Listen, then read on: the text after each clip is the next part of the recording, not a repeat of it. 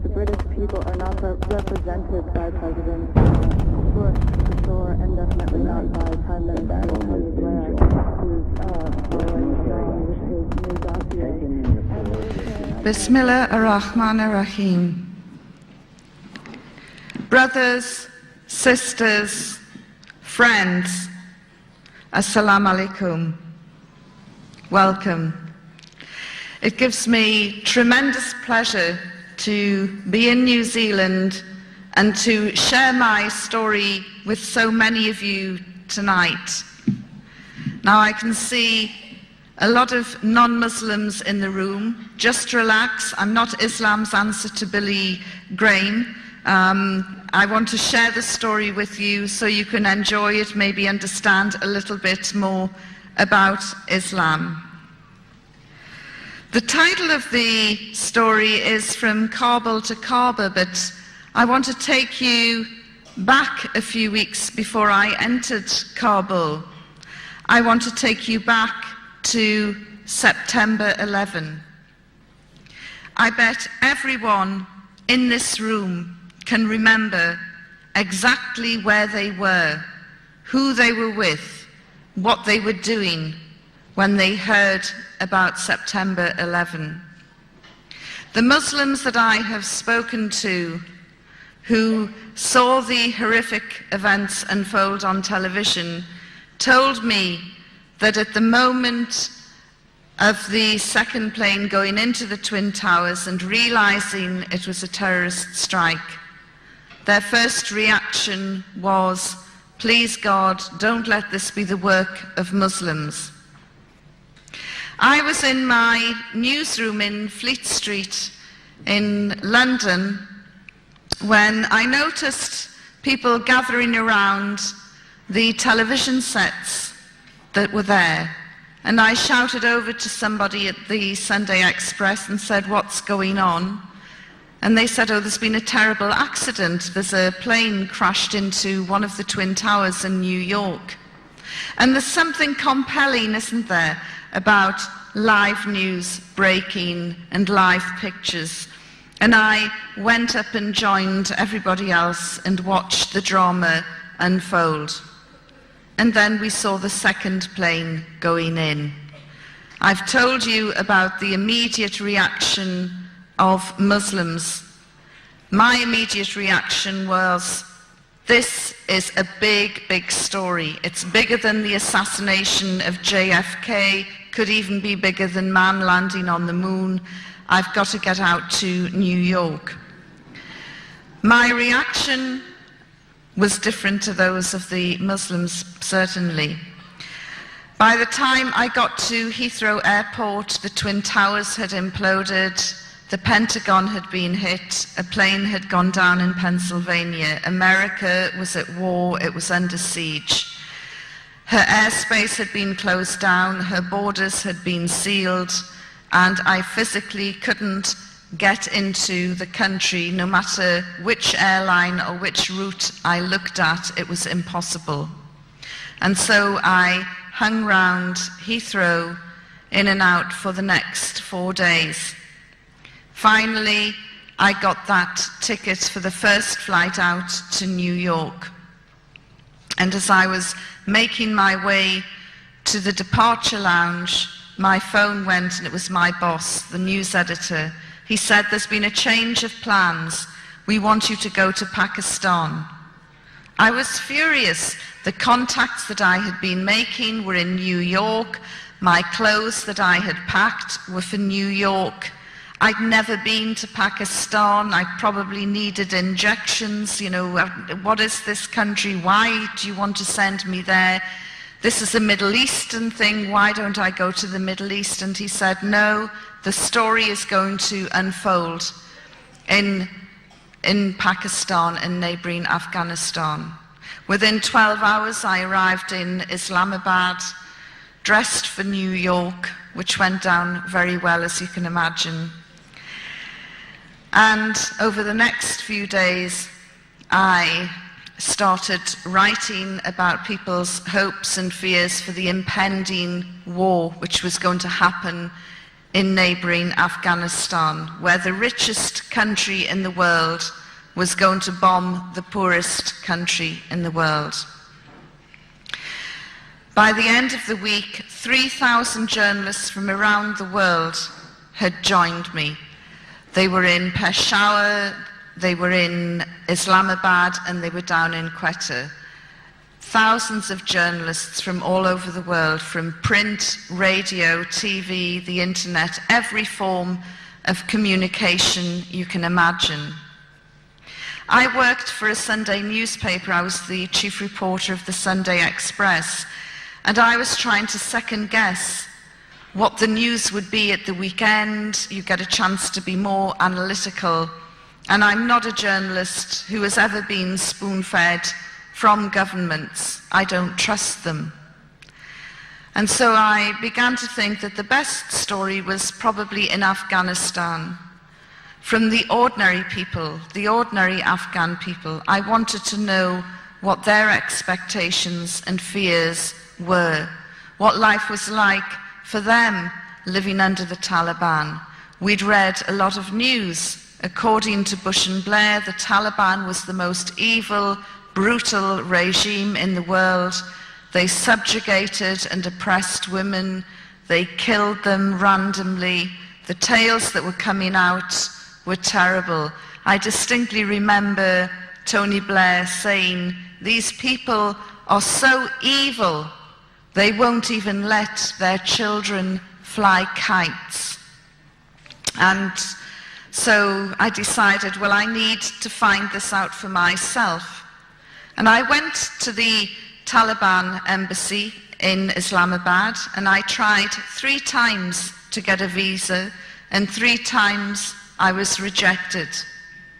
And so in the end, with my guides, I had got 2 or 3 guides who were helping me, I decided to sneak into Afghanistan.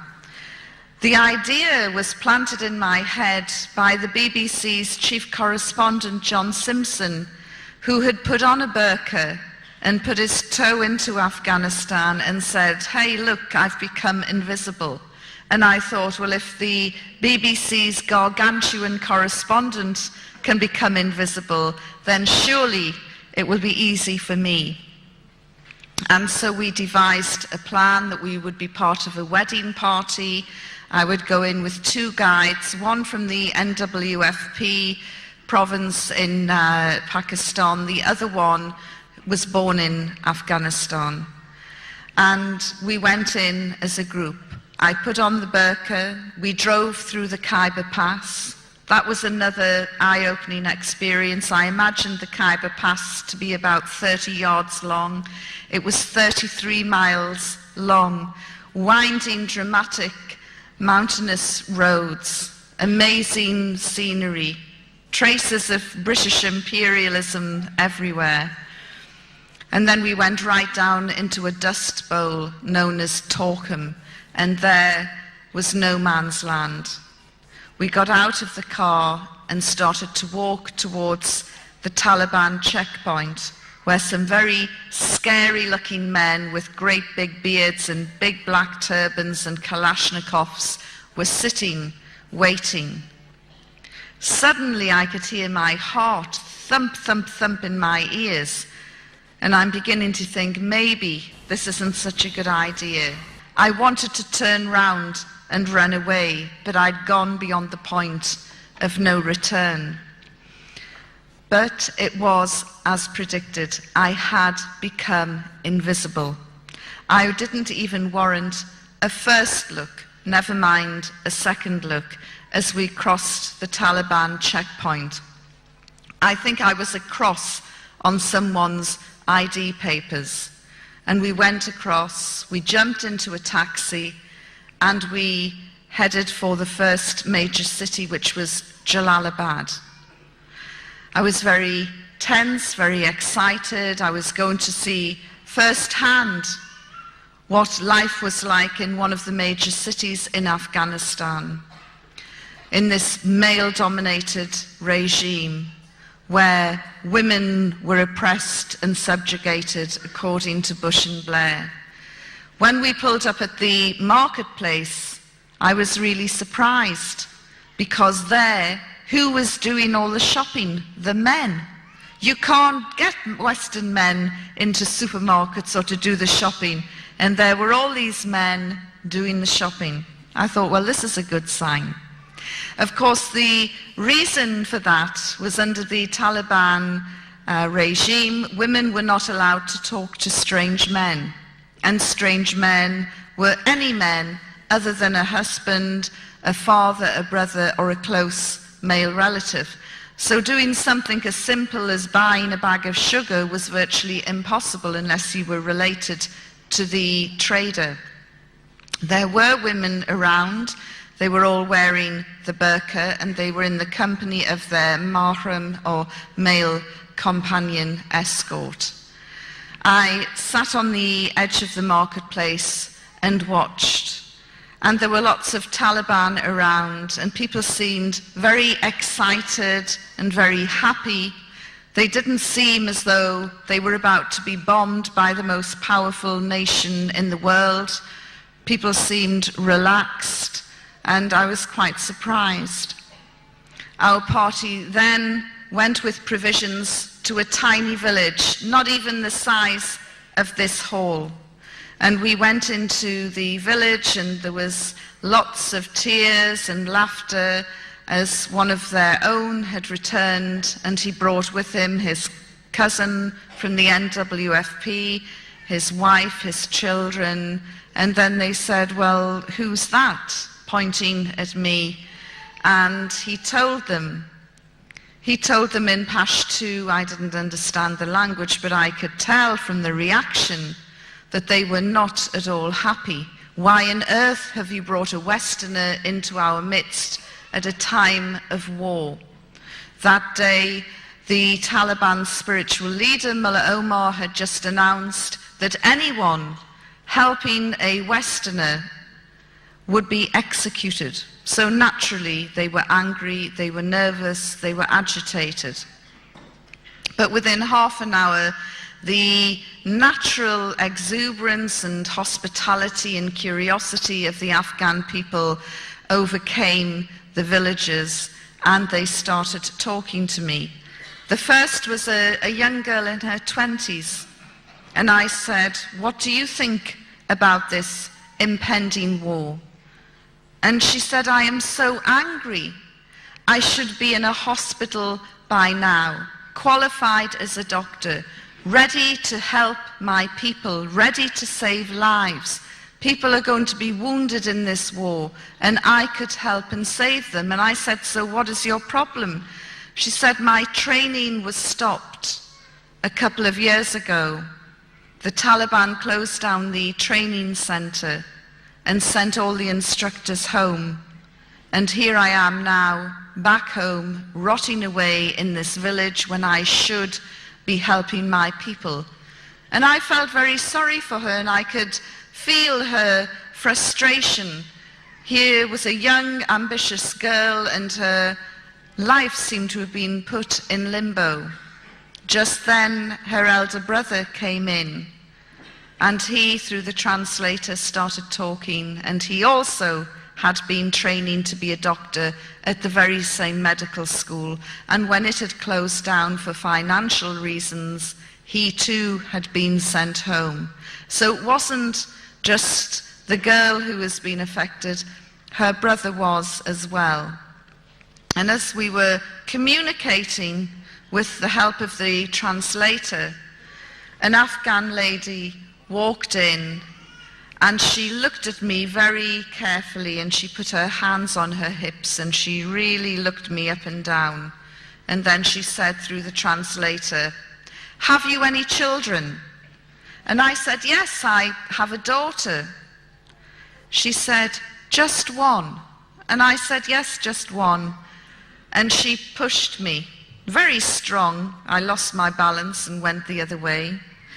And she said, you English and American women, you are all so pathetic.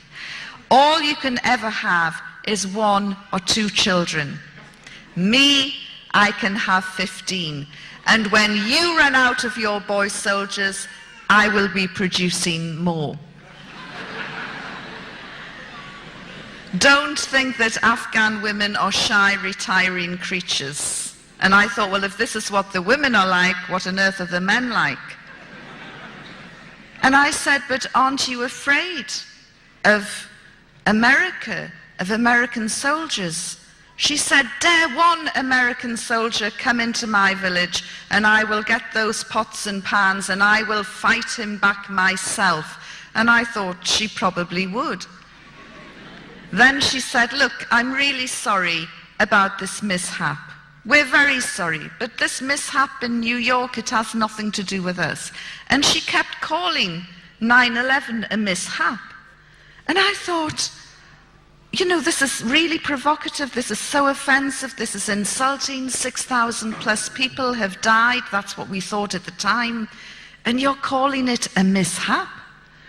And then I realized that under the Taliban, televisions were banned.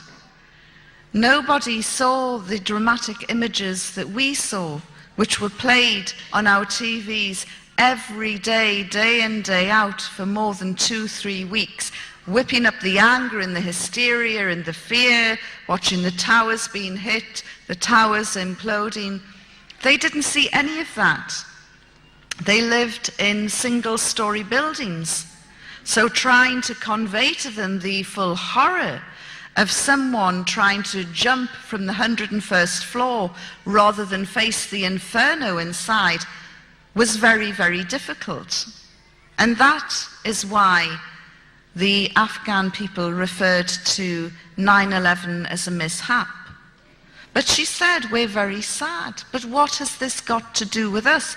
Why do the Americans want to bomb us? We didn't do that. And her argument had some logic to it. As the afternoon progressed, I could tell that people were getting more and more nervous by my presence in the village, and we took some photographs after some persuasion, and then we left. We thought we'll head back early. But by the time we got back to Torkham, the gates had closed, these great big metal gates, and we couldn't get through. Apparently Pakistan had sealed the border. They weren't letting anybody in or out. We stayed overnight, and the next morning we went back to the area of Torkham, and again the gates were closed. And I said to my guides, if I don't get back by a certain time, my news editor will raise the alarm and there will be all sorts of panic. And one of the guides said, well, we can go through a smuggling route. And my eyes lit up at this. I thought, this is very exciting. This will give me something to write about and add to the humanitarian report that I will be doing. And I said, great, okay. And I imagined that we'd be going through narrow mountain passes and ducking from bush to bush, and it would be really exciting because the border with Afghanistan is about 1,400 kilometers long, and there are said to be about 300, 400 smuggling routes, so you can imagine how porous the border is. And so we went to this area called Dawah Barber, but there was nothing secretive about it. In fact, there was probably more people in Dawah Barber than there are in this room tonight. There were camel traders, there were donkey traders, there were people selling refreshments, people selling carpets. There were Afghan families with all their goods packed into hand carts heading towards Pakistan, unable to bear facing yet another war in their country, wanting to get to the safety of Pakistan. And there were lots of young men striding over from Pakistan, looking for Taliban recruiting officers because they wanted to sign up and fight with the Taliban against the Great Satan, as they referred to America. By this time, the Afghan shoes I had been wearing were cutting into my feet and they were bleeding and sore. And I complained, and one of my guides said, well, we're only 10 minutes away from the border, but we can go by donkey. And he said, "Can you ride a donkey?" And I thought, can I ride a donkey? You know, I can ride a horse, I can jump with a horse. Look at these donkeys, they're smaller. They're the same shape and size, same shape, you know, and they look more or less the same, but they're smaller, probably easier to control. Of course I can ride a donkey. And so we set off and did a deal with this man. I never understood how we were hiring it, how he was going to get it back, but he was happy to part with the donkey. And I got on its back. Now, I don't know if it sensed that it had an infidel on its back or what, but it just bolted. And it tore through this area. And my feet were waving, my arms were waving. The wind caught the burqa that I was wearing and billowed the burqa, which made the creature even more frightened, and it ran even faster. I was screaming, my arms like this. I must have looked like a giant bat trying to balance on this wretched beast which was out of control. And as I moved forward to try and get hold of the reins just to stop it, the one piece of equipment that I had taken with me, a camera banned under the Taliban, slipped out of the folds of my burqa right into the passing view of a Taliban soldier. He saw this and went crazy. Now, I don't know whether the donkey stopped and threw me off, whether he stopped the donkey and pulled me off. What happened, I really can't remember. All I remember is hitting the ground at a great rate of speed and then picking myself up. And as I drew myself up, I looked straight into the face of this Taliban soldier through the grill of my burqa. And he was screaming and shouting at me. When I got back to London, some of my girlfriends said, "What was going through your mind at that precise moment when you knew the game was up?" And I said, well, for a nanosecond, and I said it was a nanosecond, I looked at this Taliban soldier and I thought, my goodness, you're gorgeous. He had the most amazing green emerald eyes, very high cheekbones and a great big beard with a life of its own. Very, very striking. But as I say, it was a nanosecond. And then I thought, oh, I've been caught. So I took my camera off and I handed it to him, and then I closed my eyes waiting to be shot in the head. And when I opened my eyes after a few seconds, he'd gone. He'd gone over to the man who hired the donkeys. He wanted to know who is in charge of this woman. And then he would get to the bottom of the camera. I was delighted. I thought, I can get away. He still doesn't realize that there's a Westerner under the burqa. And I turned and went to attach myself to another group to follow them over the border. And as I walked away, I looked behind, and by this time a crowd of about 100 men had surrounded my two guides, and the soldier was in the middle, and he's screaming and shouting and waving the camera at him. One of the guides had been smacked across the face and he had a bloody nose, and the other one was trying to calm down the situation. And I looked and I thought, I can't leave them behind. Although we had made an agreement that if things did go pear-shaped, none of us knew each other, I couldn't abandon them. And so I went back and I tried to push my way through these very angry men, and they pushed me back. This was man's business. It had nothing to do with a woman. So in the end, I removed my burqa and said in a very loud voice, "Will somebody let me through?" You could have heard a pin drop. And then there was a parting like the Red Sea as I walked towards the handsome soldier, who by this time was looking really gormless because his jaw just dropped as he saw a Westerner, a blonde-haired, blue-eyed, come towards him. And I thought, he is going to be so happy to have got his hands on a Westerner that he'll forget all about my two guides.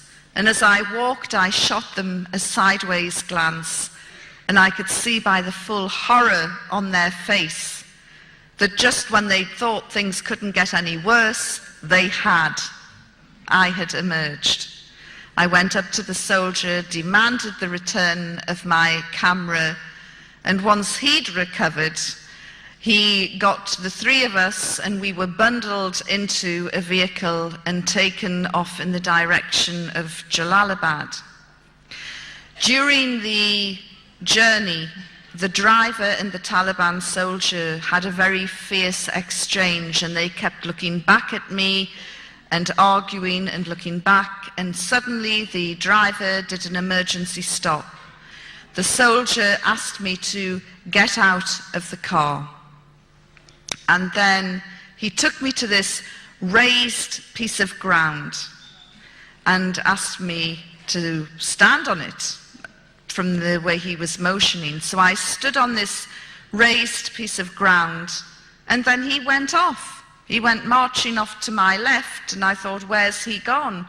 And I'm standing there, rigid with fear, daren't move on this little tiny hill, and I'm looking around, and then all I can see are stones and pebbles and rocks, and I thought, this is the stoning corner. I'm going to be stoned. He's gone off to get a crowd. He's probably gone off somewhere to say, hey, I've got a Westerner stoning in 10 minutes. So I'm standing there and I'm looking down, and all I could see was blood-red nail varnish coming up from my toes. I'd lost my socks and shoes in the melee, and I thought, oh no. Nail varnish is banned under the Taliban. If they see my toes, they'll probably chop them off one by one. So I try to cover my toes as well. And I don't know what it is about Afghanistan. The place can be deserted 1 minute, and in the next 20 seconds you can have a crowd. And about 20 seconds later, there were about 80 scary-looking men staring back at me. And they were getting closer and closer. Of course, I'm thinking that they're getting closer and closer so they can take a good aim when the stoning starts. And I'm looking round at them and trying to find a kind face, maybe a hero, somebody who will come to my defense. And I couldn't see one. Everybody just looked really hostile. Of course, the reason why they were getting closer and closer was to have a better look, because in Taliban-ruled Afghanistan, no man saw another woman's face unless she was a mother, a sister, or a daughter, or a close female relative. So seeing me would be a bit like seeing a panda in the zoo for the first time. So they were getting closer. Of course, I'm thinking they're getting closer so they can take aim when the stoning starts. I mean, we can laugh about it now, but I really thought that the final minutes of my life were being played out in this godforsaken area. And as I looked around, they say that your life flashes before you. Mine didn't. I'm just thinking, how can I get out of this situation? And then I remembered my time as a Sunday school teacher, and there was a biblical scene where Jesus had said at a stoning, "Let him without sin cast the first stone." So I thought, right, I'm going to say that. Of course, it never occurred to me they wouldn't be able to understand me. But I thought, no, I'm going to say, okay then, bring it on, but let him without sin cast the first stone. And so I'm playing this out in my mind, and then I'm looking round, And I thought, no, there's probably some pious so-and-so at the back saying, that's me, and he'll start the stoning. So all of this is going through my mind when suddenly the Taliban soldier returns, and he has with him a woman wearing a burqa. She comes up behind me and turns me around very briskly and starts to frisk me. And I thought, oh, they're not going to kill me. Well, not just yet. Anyway, they're trying to find out if I'm carrying any weapons. And isn't it strange that he's gone off to get a woman? You know, why wouldn't he just search me himself? Obviously showing more courtesy than British police. And so all the fear that I had felt and the terror just melted away with relief. And then I became very angry. Those men had made me feel as though I was going to die. So I pulled away from the Afghan woman and I swung round at these wretched men. And I was wearing, I want you to picture the scene, my burqa had gone, but I was wearing a shalwar kameez, the trousers and an orange dress down to the knees.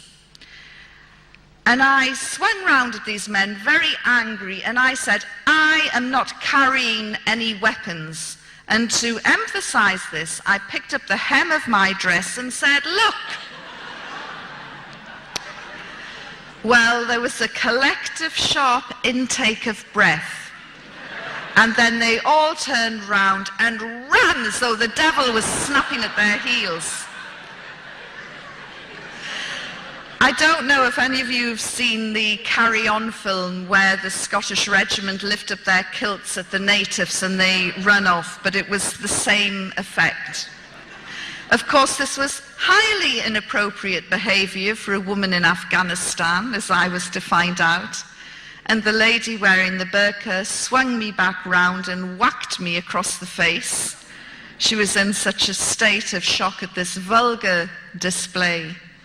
Anyway, having established that I'm not carrying any weapons, I was then bundled back into the car and driven off to Jalalabad. I was taken into the intelligence headquarters and introduced to the head of intelligence, who understood a little bit of English. I apologized for causing any inconvenience, and he asked me to write down my personal details and telephone contacts to prove that I was a journalist. After I had done that, he said, we are about to eat. You must have something to eat. And I said, well, that's very kind, but I need to use the telephone first. And he said, no, you can't use the phone. So I said, in that case, I won't eat either as a guest or a prisoner of the Taliban until I can use the phone. And what started then was the war of attrition, which was to last 10 days.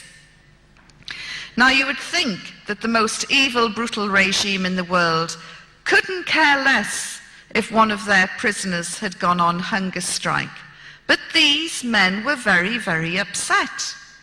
Despite my protest saying I'm not eating, every morning, noon and night, they would bring me food. They would lay out a cloth on the floor, beautiful carpeted floor, by the way, and they would put down some bread, some stew, and some rice, and they would bring in a jug of water and a bowl, and they would wash my hands, and they would tell me in broken English, you are our sister, you are our guest, we want you to be happy.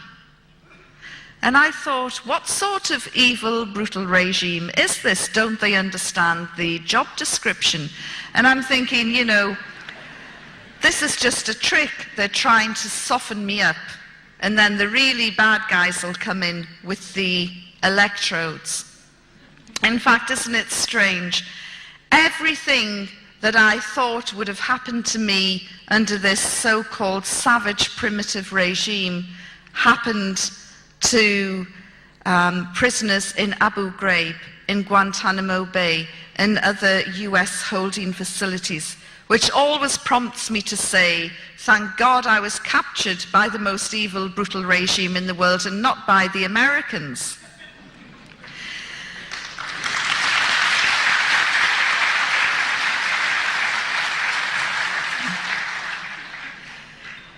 By the third day, they called the doctor. Not that I was feeling unwell at all, but they called the doctor and he came, a little man who'd trained in Germany, and he looked in my eyes, my ear, took my pulse, looked in my mouth, and I thought, they do this, don't they, on death row in Texas just before they're going to execute somebody. They like to make sure that they're fit and healthy. And then he took my blood pressure, and something bothered him because he then took it again. And I said, yes, I know I have high blood pressure. And he said, no, you don't. Your blood pressure is normal. I said, don't be so ridiculous. It can't be normal. You know, I'm about to be killed by the Taliban. How on earth is my blood pressure normal? And he said, look, and he did it again. And it was normal. I said, there you are, 3 days with the Taliban and you've cured my blood pressure. Thank you very much. On the fifth day, there was a little guy called Hamid, the doctor's son actually, who acted as the translator, and he came running into my room very, very excited. He said, you were on the front page of the papers, and he brought in the weekly paper from Jalalabad. And although photographs were banned under the Taliban, there were 2 pictures of me from Reuters on the front page with a little story and headlines that took over half the page. The headlines looked longer than the story. And I said, what does the headline say? And he read it out and he said, it says, the Taliban has cured Yvonne Ridley's blood pressure and she's very happy.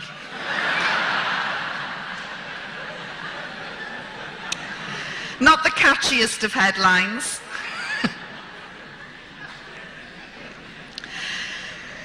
During those 6 days in Jalalabad, a procession of very scary, fierce-looking men came into the room and through Hamid asked me questions, and the interrogations would go on until maybe 8, 9 o'clock at night.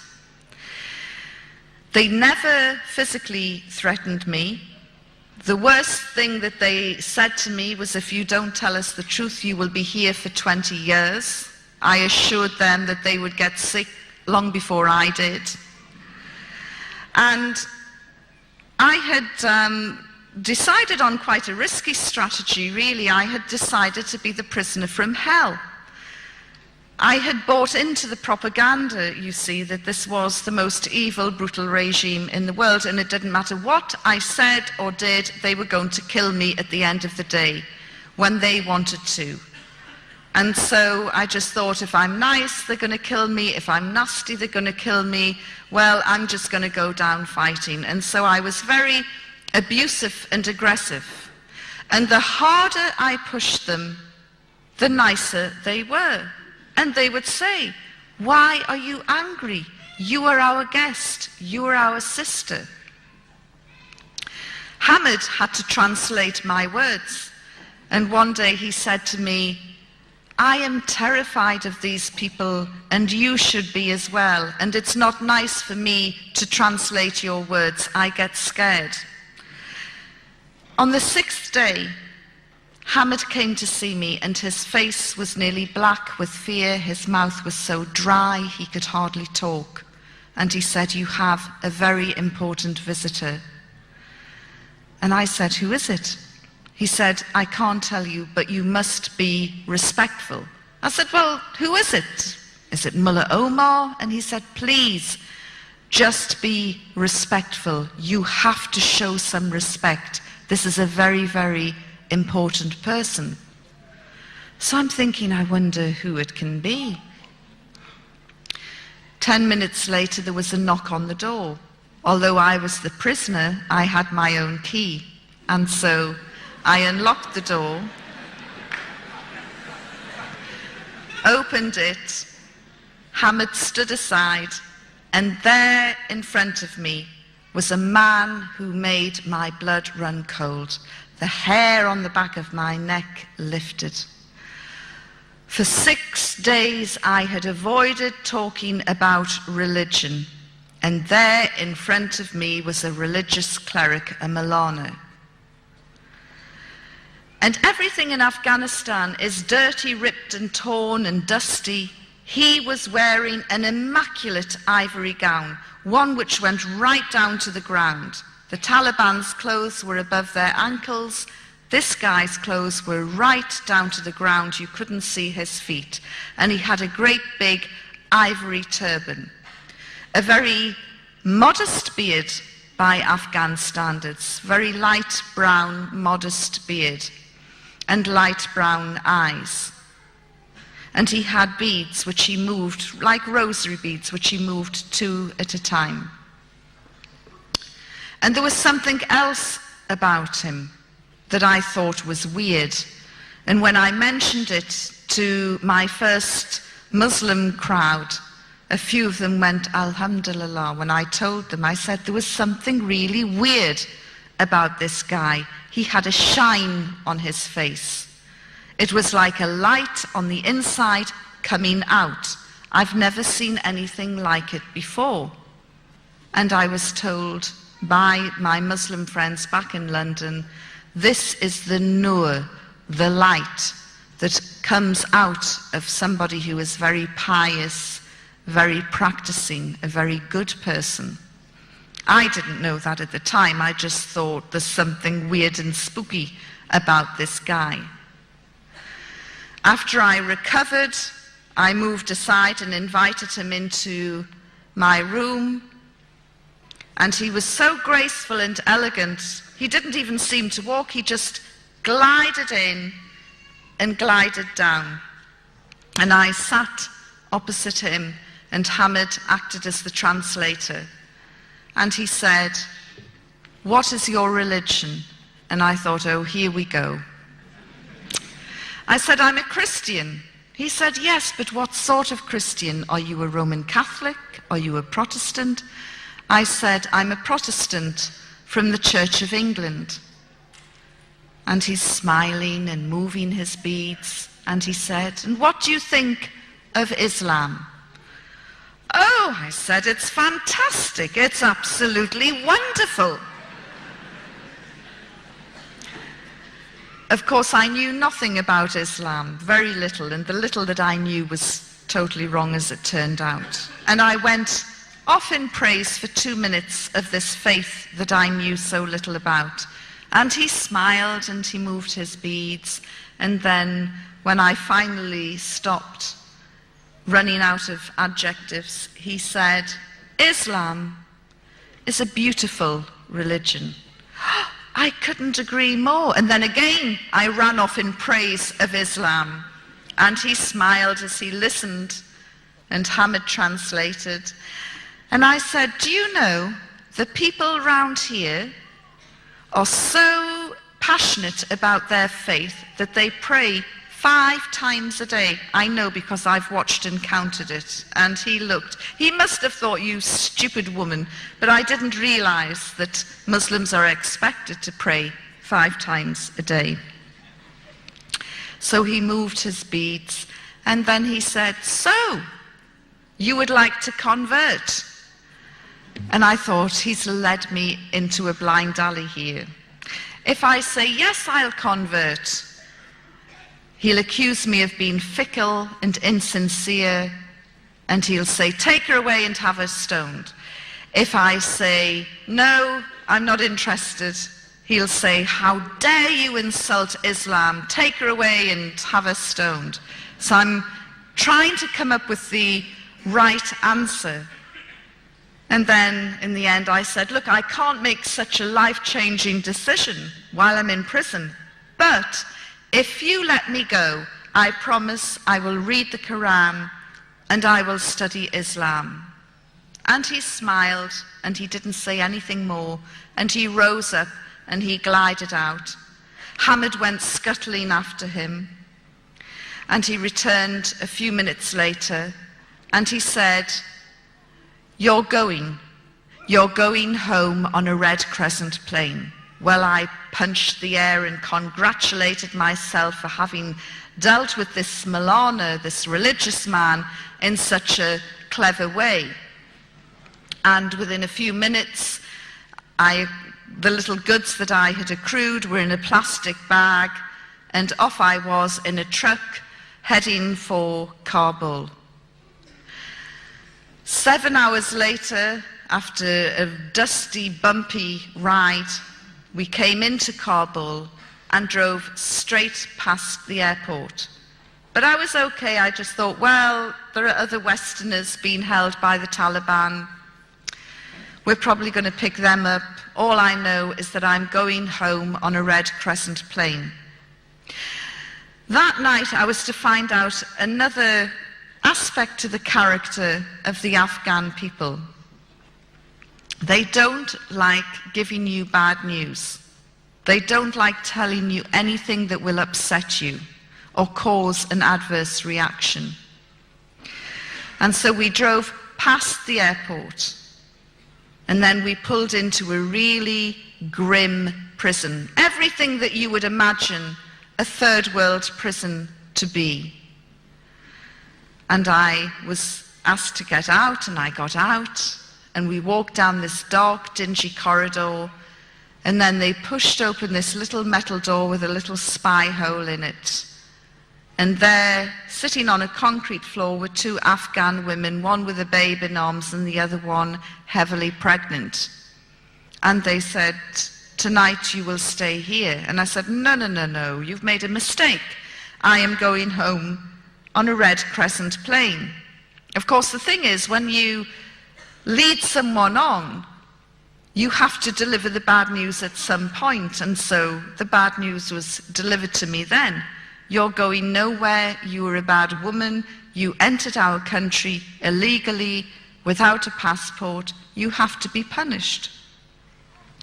I screamed and shouted there was no way I was going to go into this cell, and to get me out and get me to the airport, and I said to them, you can't do this to me, I'm British. And they smiled. Just then, another cell door opened, and 6 women wearing hijabs came out, and one of them said to me, are you from the Red Cross? I said, you speak English? And she said, well, I'm Australian. These 3 are Germans, and the other 2 are Americans. And I went, oh my God, you're the Christians, the charity workers who were locked up for trying to convert Muslims to Christianity. And they said yes. And I said, look, there's been a terrible mistake. I'm supposed to be going home on a Red Crescent plane. Will you tell these people? And the women all spoke the language. And I could tell by the heated conversation and the expressions on everyone's face that I was going nowhere that night, certainly not on a Red Crescent plane. Deanna Thomas, the Australian girl, said to me, look, why don't you stay in our cell tonight, and then we can sort this mess out later. And in truth, I hadn't had any female company for over 6 days. These girls spoke my language. Furthermore, if I ever got out of this hellhole, I might have an even better story to tell. So I said, yes, okay.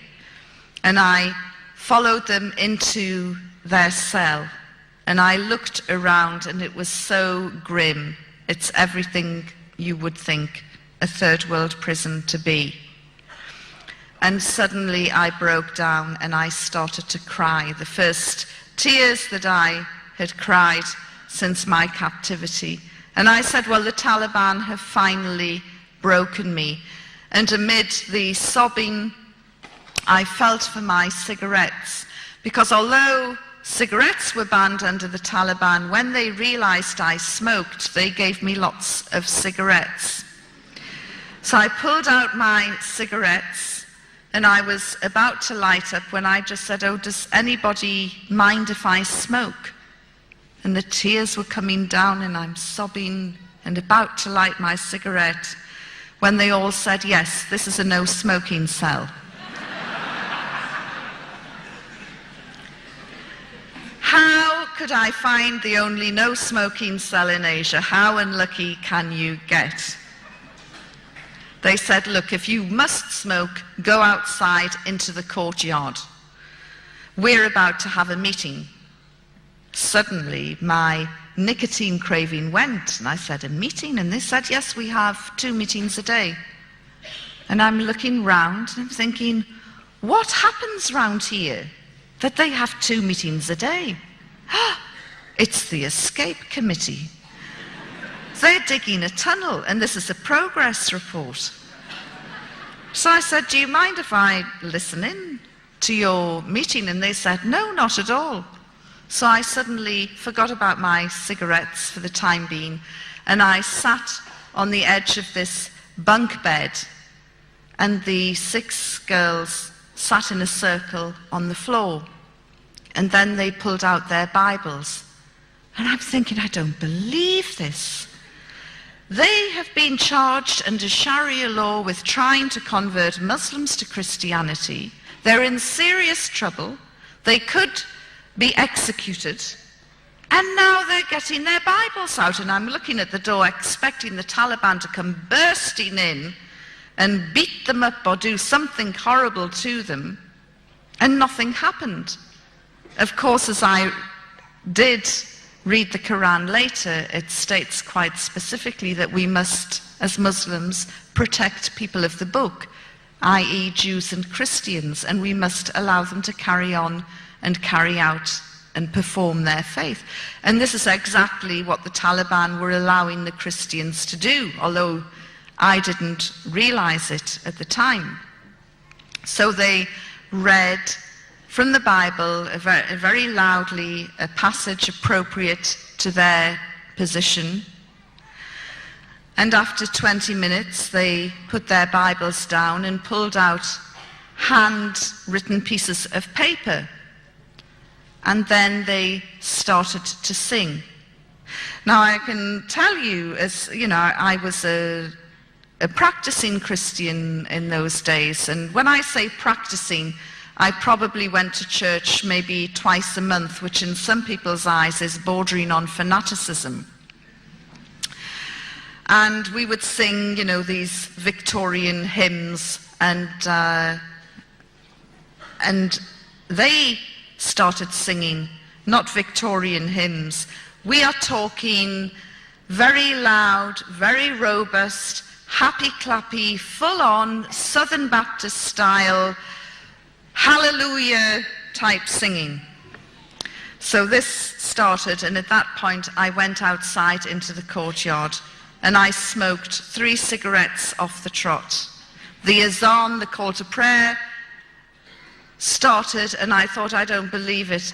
I've got Muslims on that side of the wall, Christian fundamentalists in that cell. No wonder that religious cleric was smiling as he left me. He probably thought, she won't convert? Well, feed her to the Christians.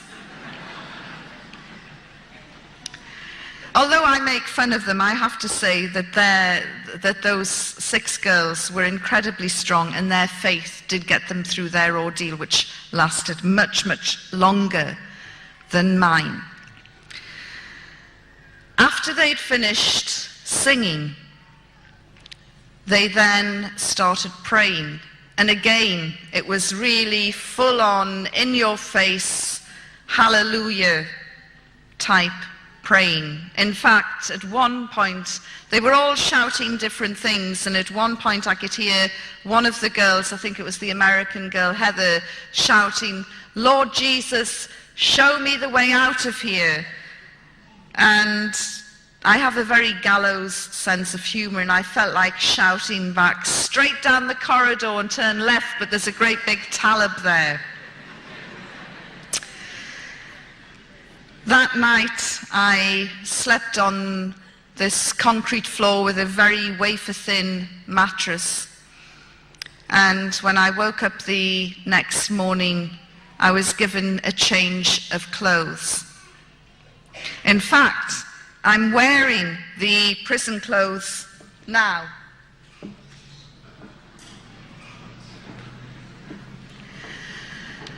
Nobody put me in an orange jumpsuit, shaved, shackled, or abused me, or raped me, or sodomized me, or videoed me for the gratification or pleasure of others later on. As you can see from what I'm saying, my experience was completely different to those who fell into the hands of the Americans. So that morning, a new change of clothes, so I set about washing the old ones.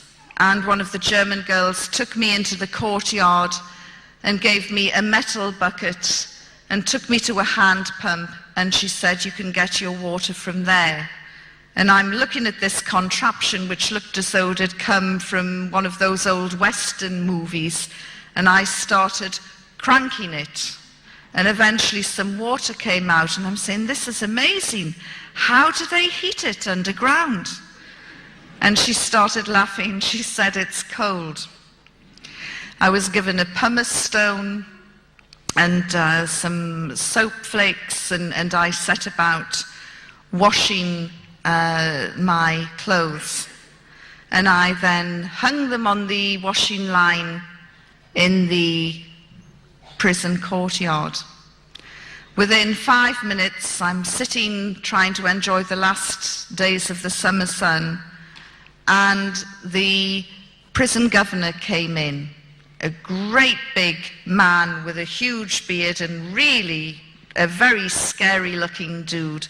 And he came in, and in broken English he said to me, he growled at me, "Remove those garments." And I'm looking, I said, "It's my washing. Remove them now." And I said, "I can't. It's my washing. I am washing my clothes. This is a washing line. We dry our clothes on the washing line." "Well, cover them up." And I'm looking, I said, "You stupid man. You've obviously never done the washing in your life. How on earth will it dry if it's covered up?" So he stood there for a couple of moments, and then he said, "Well, take those items down." And he looked the other way and sort of pointed. And I realized he was talking about my underwear. And I said, "No, this is the female wing of the prison. If you don't like what you see, clear off." He said, "Remove them." And I said, "No, if you don't like them, you remove them." And I thought he was going to explode on the spot. He then went storming off, and he returned 15 minutes later with the Deputy Foreign Minister of Afghanistan. These people are about to be bombed by the most powerful country on earth, and a diplomatic incident was unfolding as a result of my underwear.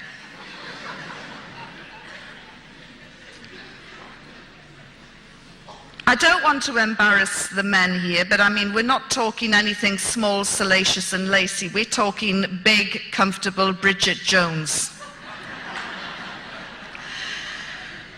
So the Deputy Foreign Minister said to me, "Will you please remove your undergarments from the line?" And I said, "Look, this is the female wing of the prison. There are no male prisoners. The only men around at the moment are you two. If you clear off, there will be no men. By the time they're dried, nobody's going to be any the wiser." He said, "Yes, but the Taliban soldiers live above the female wing of the prison. And if they look out and see those things, they'll have impure thoughts." I'm looking at my underwear in a new light now. I said, "There's a very easy solution to this." He said, "I knew there would be." I said, "Tell your men not to look out of the window." No, that's impossible." I thought, I cannot believe this. You know, America didn't need to fly over in B-52s and bomb these people. They should have just parachuted in a regiment of women soldiers waving their underwear, and the Taliban would have gone. But it gives you a remarkable insight into the modesty of these people and the way they felt about issues like women's underwear. So the argument continued and went on long after the clothes had dried, and nobody emerged as a real winner, but I did get my dry clothes back. The next day, the 9th day, I was feeling really crotchety. I'd had 3 or 4 really rousing sessions with the Christian services. And in fact, you know, although the Taliban had banned singing and they'd banned music, they allowed them to sing, but they drew the line at music.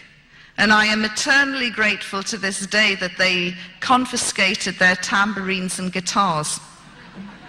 But so I'm feeling really wretched and bad-tempered and thinking I'm never going to get out of this place. I can't take much more of this. And the Deputy Foreign Minister returned with his sidekick, a man I called the Smiling Assassin. And he said, "We want to ask you a few more questions." And I said, "No, I'm done with answering any more questions. I'm finished with you people. I've had enough."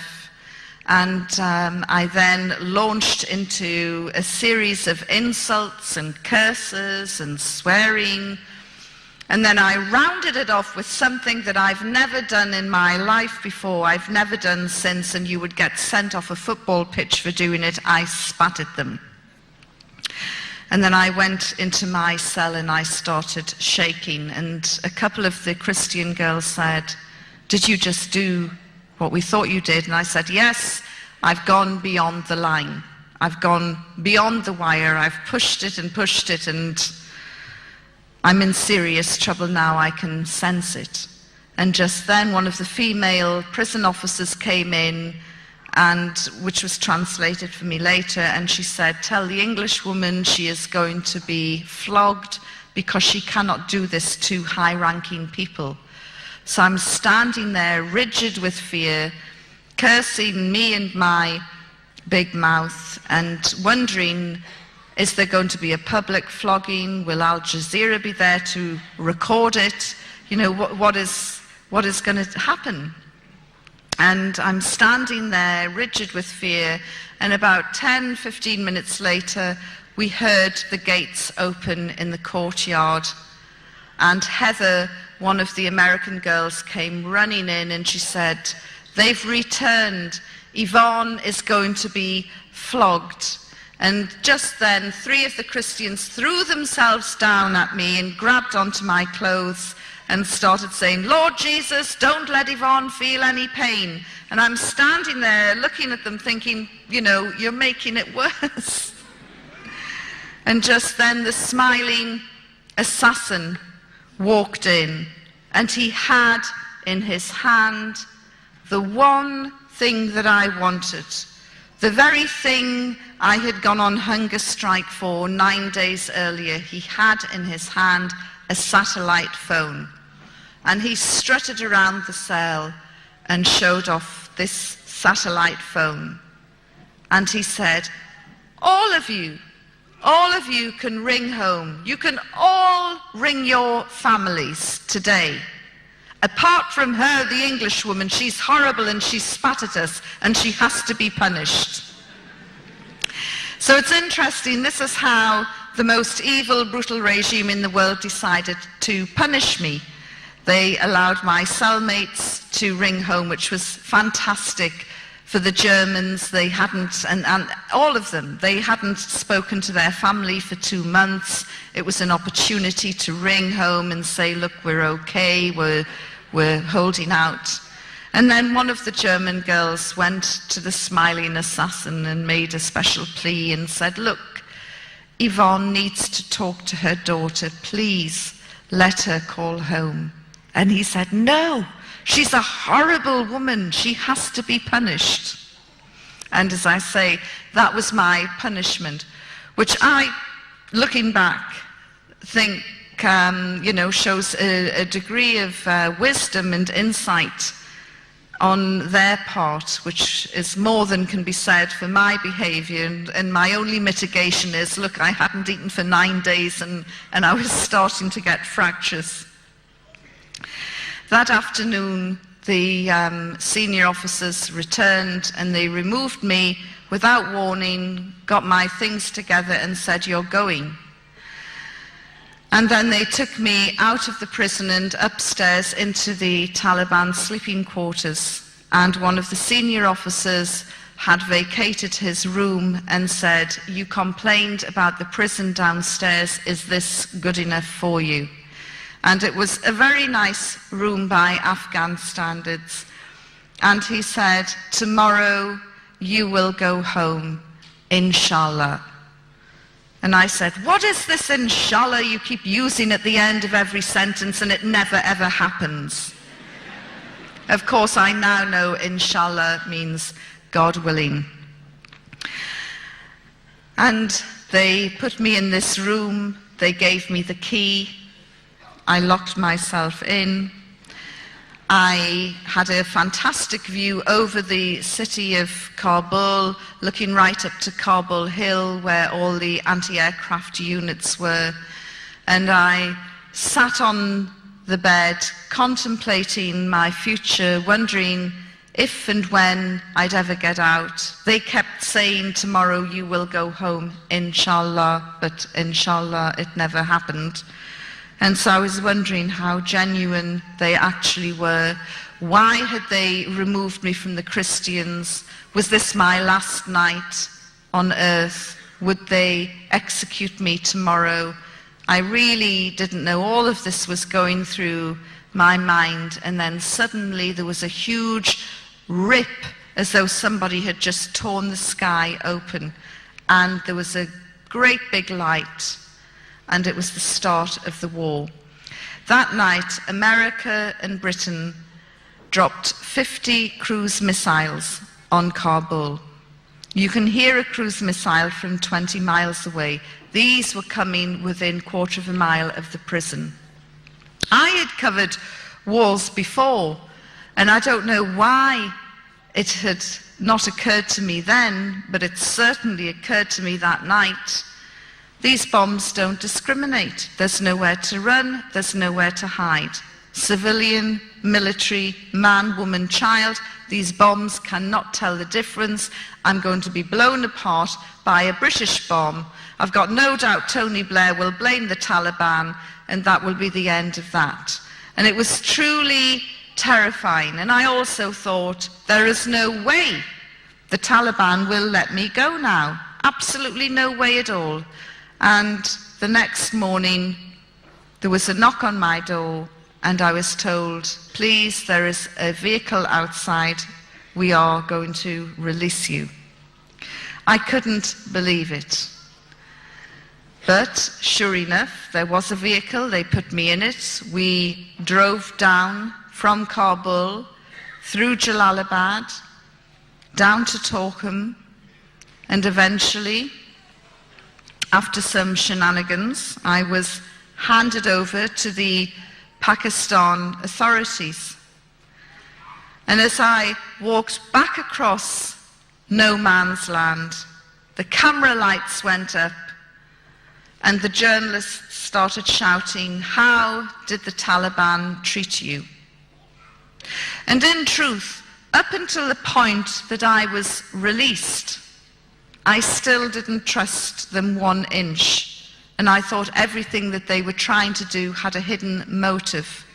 It was only at the point that they released me that I thought, you know what, they were quite an honourable bunch of guys. So when this journalist shouted at me, how did the Taliban treat you? I thought for a while, and then I said, with respect and courtesy, this is not what the Western media wanted. The Western media wanted Abu Ghraib tales. They wanted abuse, rape, torture.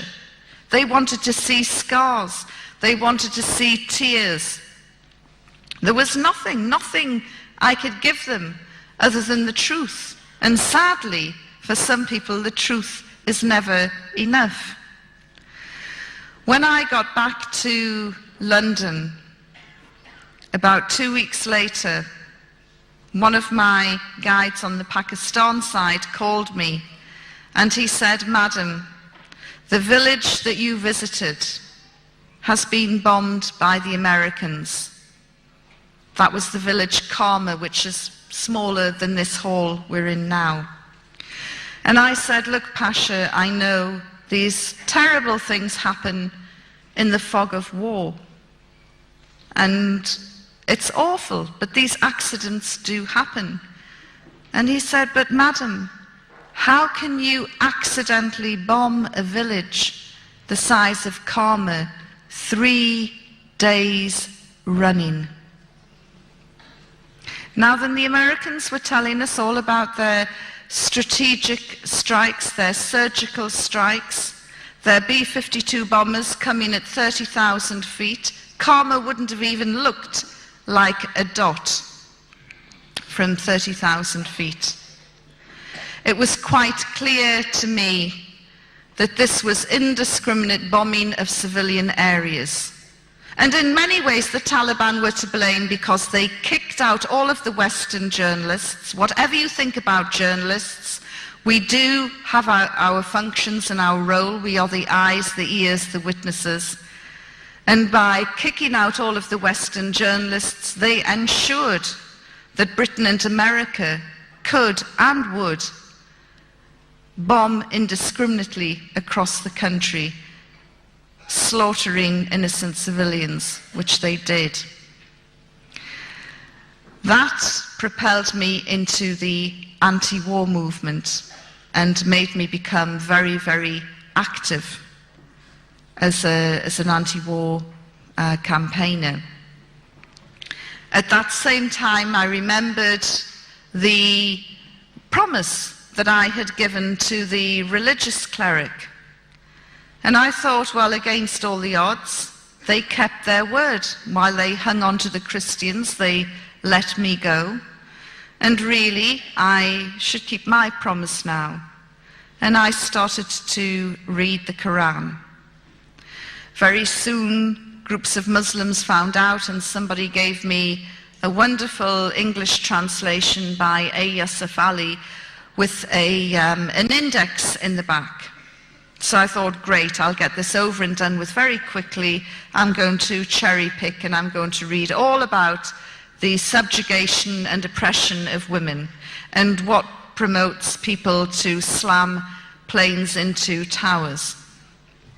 So I started cherry picking and going through all the women's issues.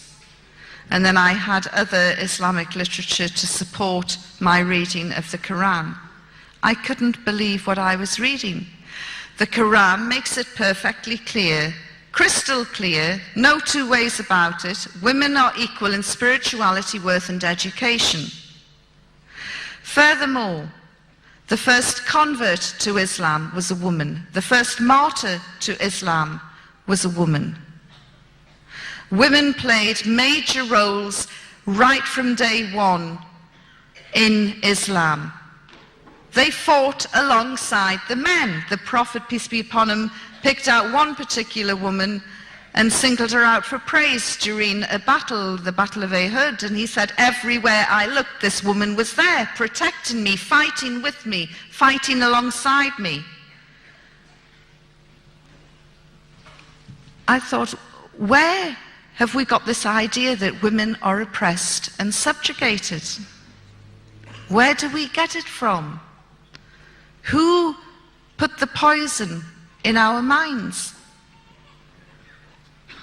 I then looked at property rights, inheritance rights, divorce rights. What's yours is yours, what's his is half of yours. Yeah, brilliant. Much of it could have been written by a Californian lawyer. In fact, this is from where they probably get their inspiration. All these tales in the tabloids about the superstars having prenuptial contracts and teams of lawyers drawing up and thrashing out these prenuptial contracts, they were available to Muslim women from day one. And so I began to see Islam in a totally different light. And I thought, yes, okay, this is great, but what are the people like? And so I went out into the Muslim communities, specifically to meet the sisters. And it didn't matter where I went in the world, whether it was Pakistan, or whether it was Saudi, or Canada, or America, or Australia, and now New Zealand. The Muslim women I have met, whether they have been formally educated or not, are resilient, strong, politicized, internationally aware, multi-skilled, multi-talented. A few years ago, I would have looked in this room and picked out everyone wearing a hijab, and I would have thought, oh, look at those poor, oppressed women. How did they manage to sneak out of the home to come here?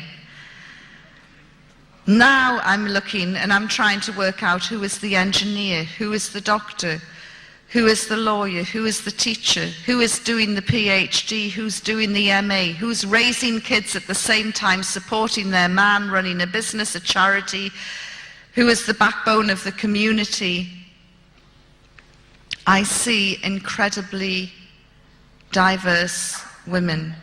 And I remember a sister in Canada who said to me, Yvonne, my head might be covered, but my mind is not. And the most valuable lesson that I learned from the sisters that I met is never ever again will I judge a person's freedoms and liberties by the length of their skirt. So this was wonderful. The other thing that I learned about the Muslim community is it has an incredibly gossipy network. And I could visit somebody in Glasgow one day, and by the next morning I'd get a phone call from somebody in Karachi saying, I hear you were in Scotland. How did it go? The communication is amazing, but sometimes there were Chinese whispers and people had false information that I had taken my Shahada, the oath to become a Muslim. And I remember one day, I'm sure many of you in this hall will have at least heard the name. One day I got a phone call from Sheikh Abu Hamza al-Masri, the fire and brimstone cleric from Finsbury Park Mosque, who is currently detained at Her Majesty's pleasure in Belmarsh. And he rang me up and he said, Sister Yvonne, welcome to Islam. And I said, well, thank you very much. However, I hate to disappoint you, but you're a wee bit premature.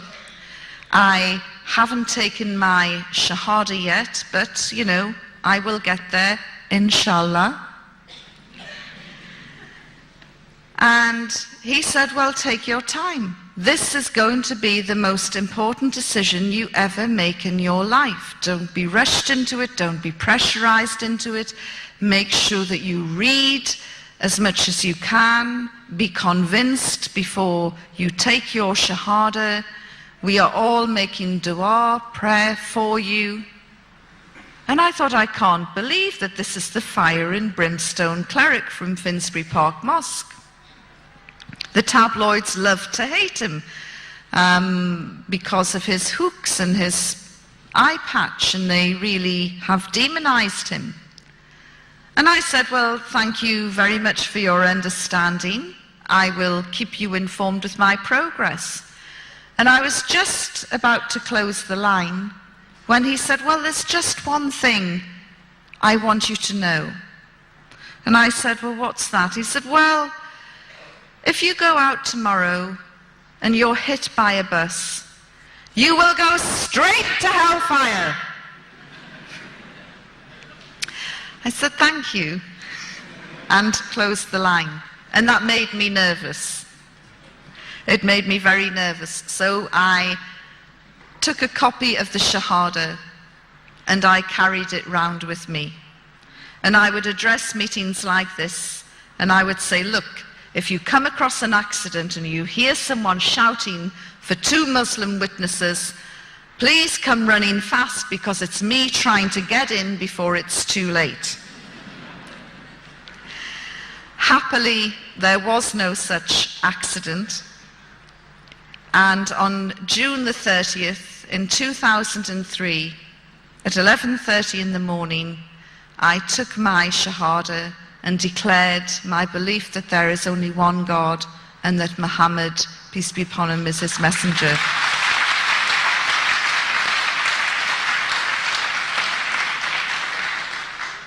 And I joined then what I consider to be the biggest and the best family in the world.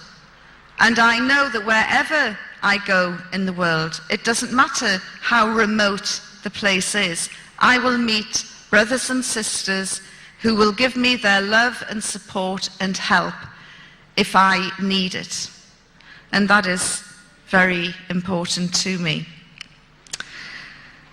I was also lucky enough in January this year to go on Hajj, the annual pilgrimage which Muslims are required to do at least once in their life.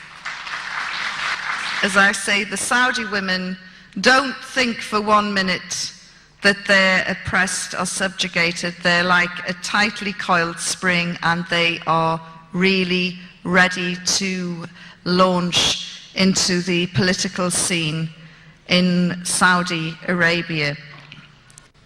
There were elections earlier this year. Women weren't allowed to vote. Let me tell you, I really feel that the next elections, not only will women be voting, they will be standing as well. These women are really, really remarkable, and as I say, they're in the wings and they're ready to launch. Unfortunately, because of Saudi's restrictive media rules, we hardly get to find out any real news that is happening there. But these sisters from Jeddah told me how distressed they were during the Second Intifada, the uprising in Palestine, how distressed they were, and they had been discussing this in the mosque after Friday prayers. And they wanted to show their solidarity with their Palestinian sisters. So they did something that is forbidden in Saudi. They had a spontaneous demonstration. And they shouted and demonstrated, and the police were called because of this public disorder.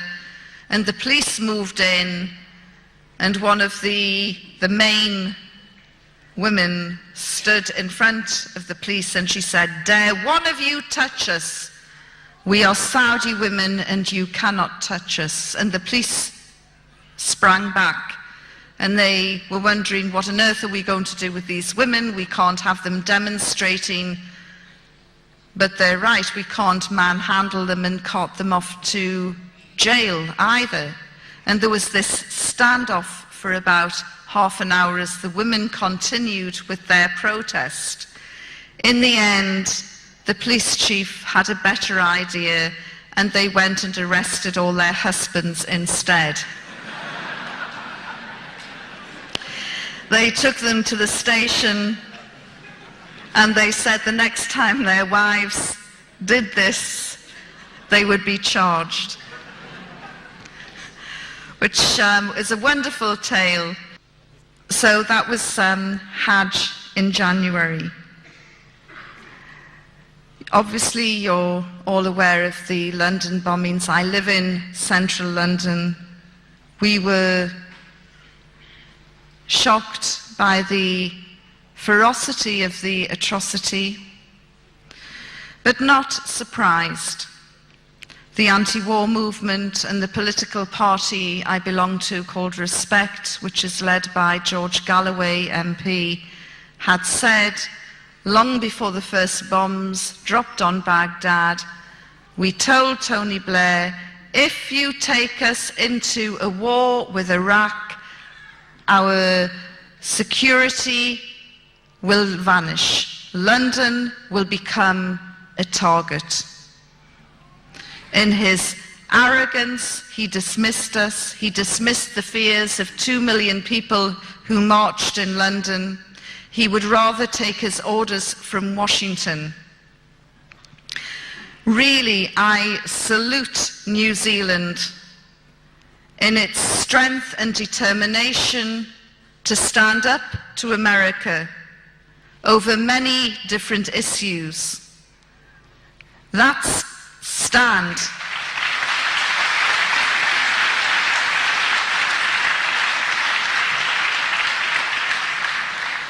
it should be me applauding you. That stand has made New Zealand one of the safest places on earth in terms of security, and certainly your anti-nuclear stance is admirable. Beware of siren calls from politicians like Winston Peters, who thrive only on hate.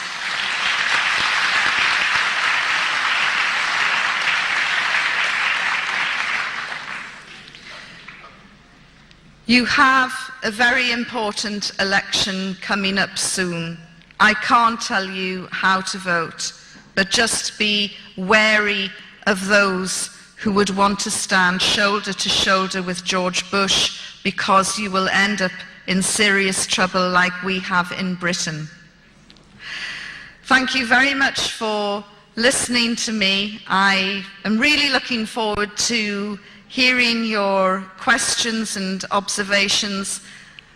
As I say to the non-Muslims here tonight, I am not Islam's answer to Billy Graham. I am not here to get you to convert. But if you are interested in learning a little bit more about Islam for your own benefit, not for any other reason, there's some books outside which you're welcome to take away. Thank you very much for being a terrific audience. Thank you. Assalamu alaikum. Assalamu alaikum, sister. Thank you very much. Beautiful speech. I just wanted you to talk a bit more about the anti-war movement. The reports we've got here is that the comments by George Galloway were pretty much ridiculed by the wider media, certainly by Tony Blair. And it was very disheartening that after all those marches and demonstrations, the war still went ahead. And so what progress, what hope is there? The Stop the War Coalition was absolutely devastated when the war began, because, as I say, more than 2 million of us marched in London, 5 million in Italy, millions more across Europe, 500,000 in Berlin. And I believe that Australia and New Zealand, you had your own marches as well.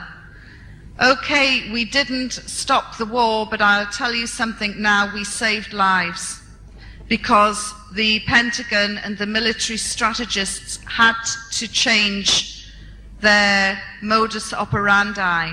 They had planned to bomb every town, every city, every village in Iraq for 40 days and 40 nights to soften up the country before they sent in the troops. We know that more than 100,000, and this is a conservative figure, more than 100,000 innocent civilians have been slaughtered by George Bush and Tony Blair's bombs since the start of the war. I was speaking to a Sheikh Majid al-Ghaud in Fallujah a few weeks ago, and he said that their estimates are that the figure is nearer 500,000. But the anti-war movement goes on. It's very, very active. And the backbone of the movement is supplied by the Muslim community in Britain, by the Muslim Association of Britain. Hundreds of thousands of Muslims marched alongside hundreds of thousands of people from the left, socialists, people from the right, people from all walks of life on February the 15th, 2003. And as I say, we didn't stop the war, but I'm sure that we saved lives. And what we have done is we have ensured that Britain certainly will no longer go into any military adventures with George Bush. Because if Blair dare take the army, the British Army, into any other military adventures, any other illegal wars, we in Britain will not only march, we will riot and we will bring him down.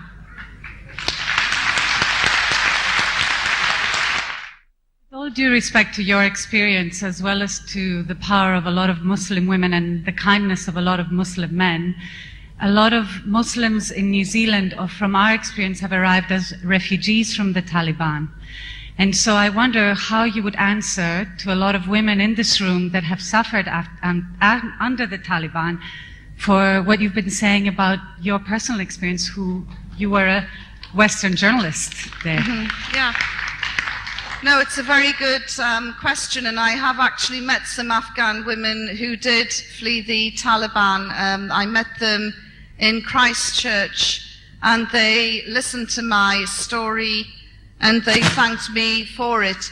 The reality is that the Taliban were no more brutal than the previous regime, and certainly this regime leaves a lot to be desired. For instance, the prison where I was held, I returned. I've been back to Afghanistan 4 or 5 times, and I went to it, and it is jammed with young girls aged 12 to 16 whose only crime is that they've run away from home because they don't want to be sold off as child brides, a practice that the Taliban had stamped out.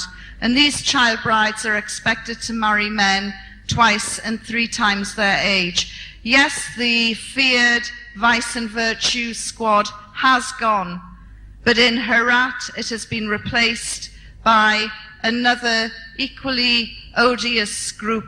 Loosely translated, it's called the Chastity Squad, and these are pulling in young girls aged 12 to 16 again and having them internally examined to see if they are still virgins. There are no career women emerging from the rubble of Afghanistan.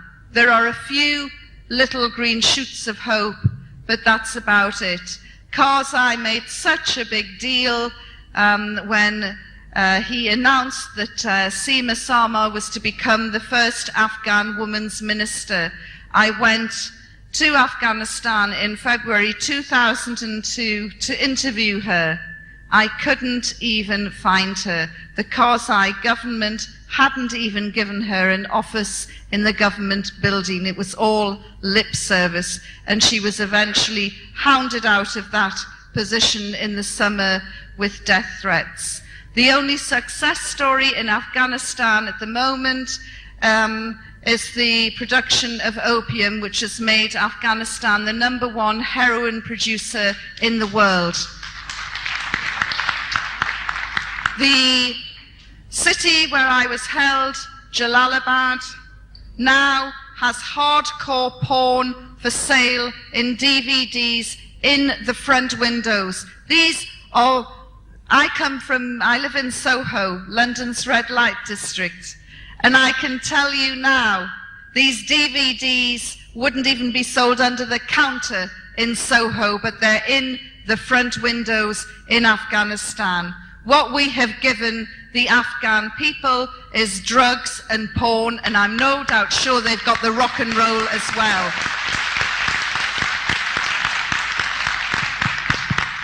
One of the most respected charities, Médecins Sans Frontières, pulled out its entire operation with great reluctance last year after half a dozen of its people had been murdered near Bamyan. They knew who had carried out the murder, somebody closely related to a friend of the Afghan government, and there was a refusal to hold an investigation. And that is why Médecins Sans Frontières pulled out of Afghanistan. And it was an excellent charity as well. Hamid Karzai is laughingly called the mayor of Kabul because he's lost control of his country outside of the capital, and the Taliban are coming back. They're in control in certain provinces in Afghanistan. And I can tell you something else. When I have traveled round Afghanistan, quite a few people, including the women, have said, we wish they were back. Now, I'm not a supporter of the Taliban, but at least under the Taliban, there was security. That security has gone. And the other thing that the Afghan women tell me is, will the West please drop this obsession with the burqa? Tell us how we can get our children educated. Tell us how we can put food on the table. Tell us how it can be safe for me to walk down the street without being raped. Tell me how, never mind about turning me into a career woman, how can I get my husband a job so he can work to put food on the table? When you've sorted this out, then we'll talk about the burqa. So don't for one moment think that Afghanistan is a success story. It's an absolute nightmare disaster where 20,000 American soldiers are committing war crimes on a weekly basis, and innocents are still being slaughtered in that country. As you are a converter to Islam, how would you express the jihad to non-Muslims? How would I explain jihad? Jihad to non-Muslims. My own personal jihad is my cigarettes I'm trying to quit. Jihad is a struggle.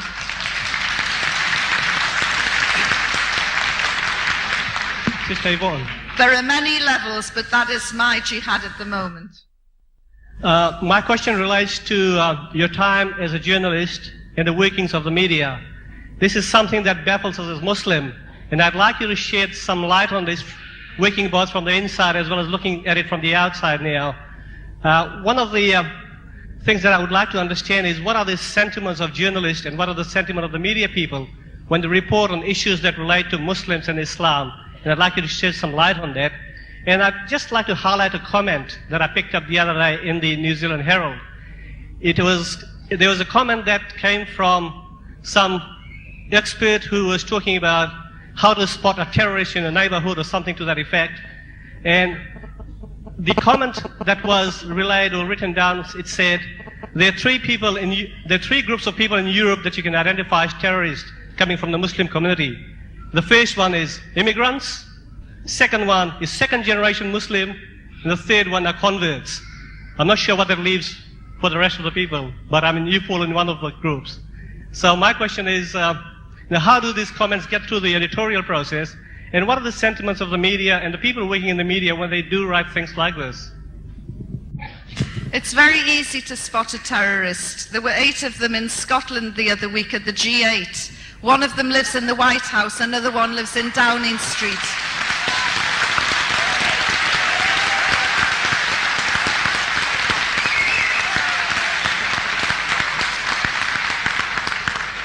And the biggest terrorist, the biggest war criminal, is in Israel. He's called Ariel Sharon.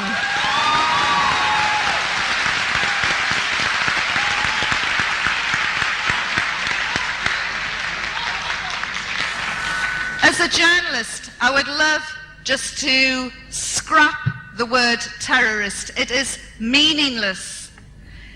Nelson Mandela, one of the most revered statesmen in the world, was called a terrorist by Margaret Thatcher. If you ask an Afghan farmer what is a terrorist, he'll tell you it was the guy who flew over his land and in a B-52 bomber and dropped bombs that are still exploding, killing and maiming today. If you ask a Palestinian child what is a terrorist, she'll tell you it's the Palestinian soldier who killed her sister. If you ask a Chechnyan what is a terrorist, he will tell you it is Putin who is using the war on terror to slaughter the Chechnyans. We all have different definitions of terrorists. I would completely, as a journalist, like to ban the word. And as for journalists, these are very troubled times, and finding good journalists is very, very difficult. But there are a few, and what I would say to you all is to go onto the internet and find them and learn to trust your sources and try and seek corroboration. The media has done a great disservice to the Muslim community around the globe. Part of it is due to ignorance, and part of it is due to an Islamophobic attitude by some of the newspaper publishers. And while we're on the subject, I would just like to address the agenda program on Sunday, which featured a Muslim who said that our universities in New Zealand are in the hands of Muslim radicals that have become breeding grounds for Muslim radicals. He was talking absolute, complete nonsense, and this is one of the most disgraceful pieces of journalism I have seen since I've been here. There is no corroboration to his story. He has an axe to grind. He's a very unhappy young man. And what he said was completely untrue. I have been to Auckland University today and more or less said that. We are living in very dangerous times, and we have to be careful to be able to disseminate what is true and what is not. And we have to be very, very wary of the siren calls. And what I would say to Winston Peters is, there's a village in New Zealand looking for its idiot. You'd better go home, mister.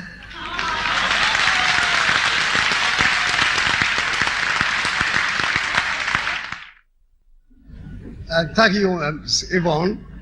If you look back on the history, in 20 years back, we used to see the capitalist power and the socialist power, which is headed by the Americans and the Russians. But somehow, the socialist power was empowered by the capitalists. Can we say that now what's happening now is the Islam become a replacement of the socialist power? I think that America is the type of country that has to have some sort of enemy. And I was looking into America's history for a paper I was writing a few weeks ago. And America has been at war either internally or internationally every single year since its inception, with the exception of 1892.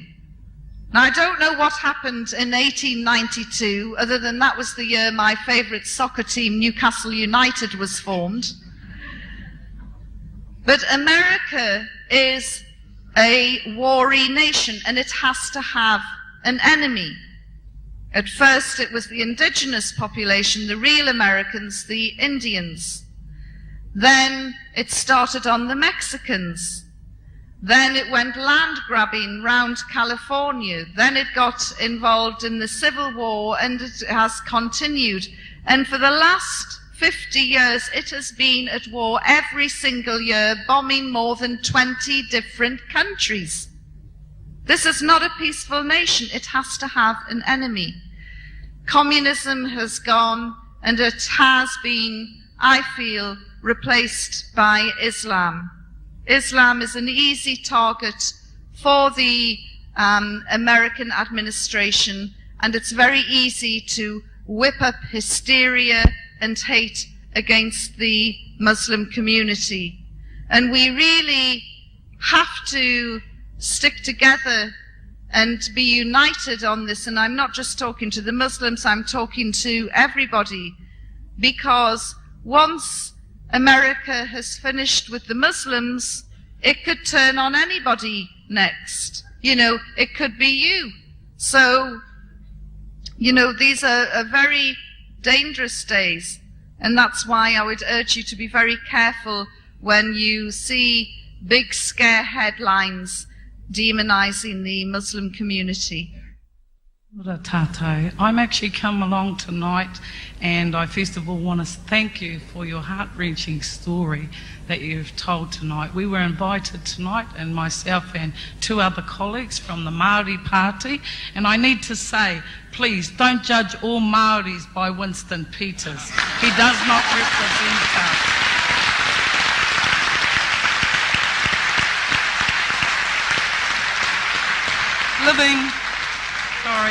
Living in this country, we have lived here for thousands of years. It has taken us 165 years to finally get to the point where we are just a minority in our own country.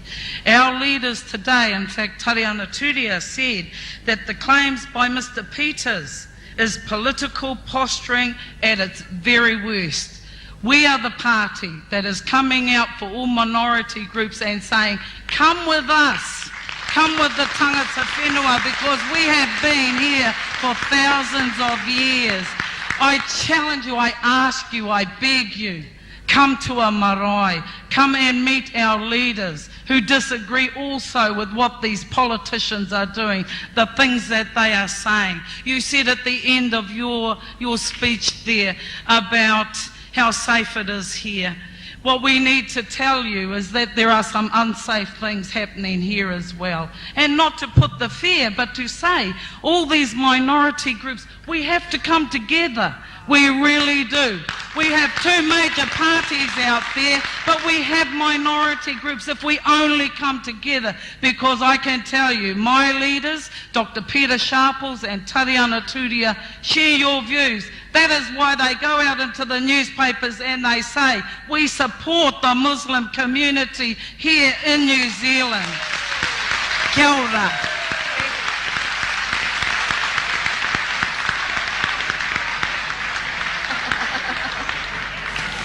Did you get the message?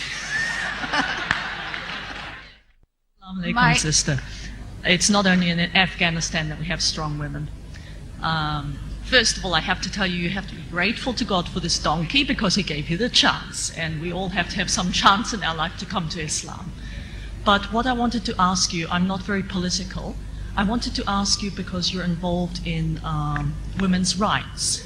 And unfortunately, the truth of the world is that we have the Quran, which teaches us that women are equal, that women have rights, that there is justice, that these rights must be enforced.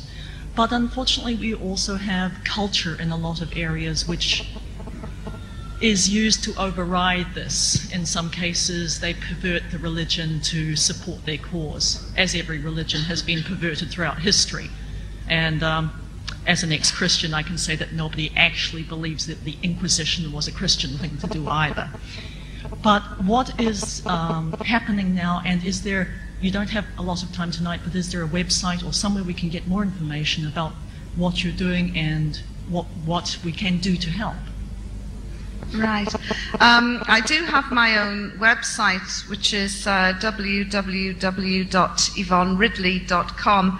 But there's also a website up here for anyone in New Zealand who's interested in the Muslim community. You are right, there are male-dominated cultures that do behave in an un-Islamic way. The only way that we're going to overcome this is to educate the women about their rights over their men and educate the men about their rights over their women.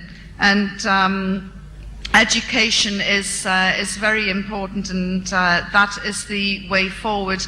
But don't anyone run away with the idea that oppressed women are only from the Muslim communities. I could take you back to my hometown in the north of England, and you would see that it is something that isn't exclusive to Muslim communities. It's a global problem. Yes, Yvonne. I listened to quite a few of your statements here, and it sends the mind wandering all over the planet. When you mention Belmarsh, there's also a place in Scotland called Dungavel. It's on a place with Paramarimarimo. And when you look at these different governments, or parliaments, or White Houses, you make the very valid point they're not to be trusted, nor is the media, as the media is only there to dictate what the people want to hear. They've got people split up like Goebbels had before the First World War, and you look at the Second World War, I should say, and when you look at people were divided there, they had German against German, British against British, and the common denominator has been missing in the speech tonight, or in the address tonight. These various politicians, they're totally dependent on capital. And when you look at the huge finance houses and investment houses, they dictate terms to whichever government they're going to give money to. And as far as Winston Peters goes, he's no different from any other politician that's not telling the truth. Incidentally, Peters is like myself. He's half Irish, half Scots. He's half Scotch, half Maori. What are we all? We're merely human beings under the dictates of imperialism and capitalism. And what's happening in New Zealand right now, we've seen an insidious way that the media is playing one group off against the other, the same as it did in any previous wars or any reason to cause dissent among the working class. I agree wholeheartedly with what you say, and you know, if we have a bad media, it's our fault. If you don't like what you read, send in a letter and complain. You actually can change the media if you do it collectively and demand a better service.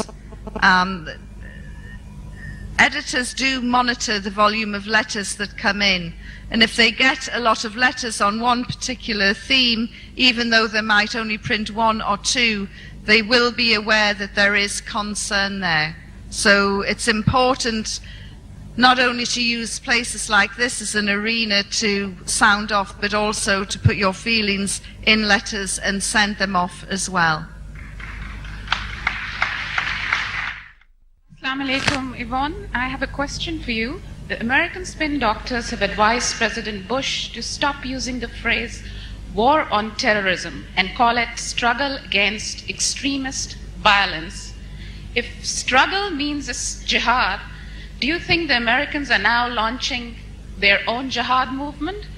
Your comments, please. Thank you.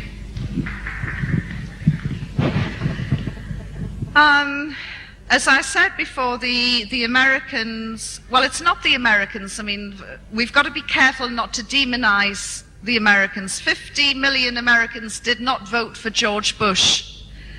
So, you know, we must remember that. And it's bad enough that we have to talk about him now. It must be hell actually having to live in a country that's been run by him when you haven't voted for him. American imperialism has been at the heart of most of the world's wars in the last century. And in fact, if you look at American foreign policy for the future, they use a term called full spectrum dominance. And this is what they are setting out to do, full spectrum dominance. And it means they want to control the land, the sea, the sky, and outer space. They want to control it all. But it isn't for the Americans. Because don't believe all this rubbish about the American dream. We all see the Hollywood images of large Manhattan apartments with 6 friends living and having happy lives and all the other Hollywood images. The reality is over 50 million people in America are without basic health care. Infant mortality rates are higher in some states than in parts of Latin America. Black men in Detroit have a lower life expectancy than men living in Bangladesh. The American dream is only for a select few, for the American imperialists, for the neocons who are in the White House. And don't even think that they care about the armies that they send out to invade Muslim lands. These soldiers, there are 40,000 soldiers called green card soldiers. These are kids from Guatemala, Mexico, and other countries who have been promised fast-track citizenship if they join up for Uncle Sam. So, you know, there are 2 levels. There are the neocons, and then there are the ordinary people. And as I say, more than 50 million Americans did not vote for Bush, so we should really be careful to differentiate. Yvonne, I have a son and 2 daughters. I cannot imagine living in a system where my son would feel it his duty to express his disapproval of my daughter's boyfriend by killing her. When will honest killings cease in the Middle East? Well, it's not just the Middle East, it's across Asia as well, and it's not just a Muslim problem. It's a cultural problem. And it's actually not just reserved to those areas, because it is a much wider problem. But please, for one moment, don't think it's a Muslim problem, and please, for one moment, don't think that honor killings have anything at all to do with Islam, because they certainly don't. How do you explain your life after being a Muslim, doing your day-to-day activities and praying 5 times in a day and continue your profession? Because a lot of women who are not Muslims may believe that if they join Islam, they're not able to continue their profession, or they're not able to do their own day-to-day activities. How do you explain your life after being a Muslim? Thank you. There is absolutely nothing that a Muslim woman can do that a Western woman can't, and vice versa. We all aspire to pray 5 times a day. Sometimes I get there, sometimes I don't. Each day I'm evolving and developing to improve myself as a Muslim. But wearing a hijab does not weigh me down and prevent me from doing things. And I was just saying to somebody a few days ago that I still do things like whitewater rafting, like windsurfing, and I wear my hijab, and it doesn't tip over the sails. You know, it can be quite an asset, in fact. There is nothing that women around the world cannot do if they set their minds to it, and whether they're Muslim, Christian, Jewish, atheist, Hindu, Sikh, there's nothing that any of us can't do. I come here not as a Muslim, and I came here to learn about Muslimism and not about politics. But what does fascinate me is that the realm of suicide bombers that are going either, be it in the Middle East, be it in London, wherever, and who do it in the name of Muslim, how they can justify that to themselves, and how we can, as a caring populace, change that very culture, because it seems as an outsider to be so imbued in them. They don't care what it does to their families. nor to anybody else, the other people that they kill. And I think it's a very real problem for the world to try and give that sense of caring back to those disaffected people. Mm-hmm. No, I mean, that's a great question, and you can't just lump all of those people into one area. I actually looked into the background of a so-called suicide bomber in Palestine 2 years ago to try, and it was research I was doing for a book, to try and understand what makes a young man want to blow himself up. And this particular young man, his father had cancer, but it was curable.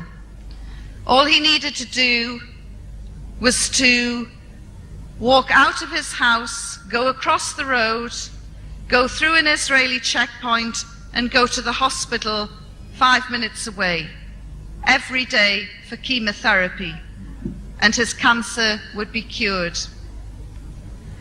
The Israeli checkpoint refused to allow him through, and eventually the cancer went from being curable to terminal. Now I want you all to imagine this is your father. This is your father who's suddenly gone from having curable cancer to terminal cancer. You're watching him die. There is nothing you can do. The soldiers at the Israeli checkpoint are refusing to let him through for treatment. And I actually had some non-Muslim students from Bristol University. I was telling them this tale, and I said, come on, what are you going to do? Your father is dying in front of your eyes. What are you going to do? And one of them said, well, I would write to the UN. And I said, well, that's very nice. Israel has violated and ignored more than 72 UN rules and regulations. They're not going to take any notice of the UN, not for your father. Come on, what are you going to do? And they were getting really upset and agitated. And really, one of them was nearly in tears because he could see, it's my father, what am I going to do to help him? And his father died, the most excruciating, painful death imaginable, because he didn't even have painkillers. I'm not justifying what that young man did, but that was his background.